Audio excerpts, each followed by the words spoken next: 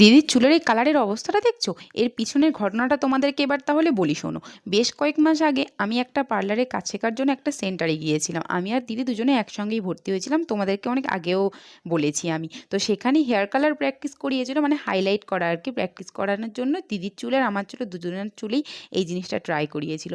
But দিদির চুলের কালারটা এতটা বিচ্ছিরি হয়ে গেছে, প্রথমে বোঝা না গেলেও পরে সেটা বোঝা যায়। তো সেইটাই চেঞ্জ করার জন্য এই ভিডিওটা। অ্যাকচুয়ালি কালারটা এতটা উগ্র হয়ে গেছে আমরা বুঝতেই পারিনি, যার জন্য। কিন্তু আমার চুলের কালারটা অতটা ওরকম হয়নি, তবুও আমি একটু এসেছি এখানে স্পা করাতে, আর দিদি সেই চুলের কালারটা চেঞ্জ করছে। আর আমার আশপাশেই যাদেরকে দেখতে পাচ্ছ, এরা সেই আমার সেন্টারের বান্ধবীরা আর কি। তো এদেরকে অনেক দিন যাবৎ দেখা হয়নি, সত্যি আমিও খুব মিস করছি। আশা করছি ওরাও এই ভিডিওটা দেখার পর ওরাও খুব মিস করবে সেই সমস্ত দিনগুলোকে।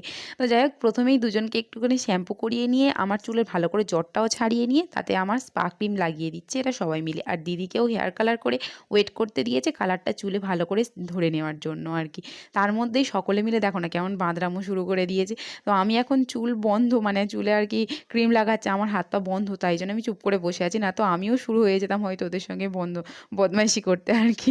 একসঙ্গে সকলে মিলে থাকলে না প্রচণ্ড মজা হয়। এই সমস্ত বন্ধু বান্ধবীদের কথা সারাটা জীবন মনে থাকে। তো আমার স্পা ক্রিমটা লাগানোর পর আধা ঘন্টা রেখে দিয়েছিল, তারপরে এরা ম্যাসাজ করে দিচ্ছে এক এক করে। প্রত্যেকের একটু হাত প্র্যাকটিসও হচ্ছে, আর আমার তো প্রচণ্ড আরাম হচ্ছে। এর মধ্যে দিদিরও চুলটা ধোয়া হয়ে গেছে।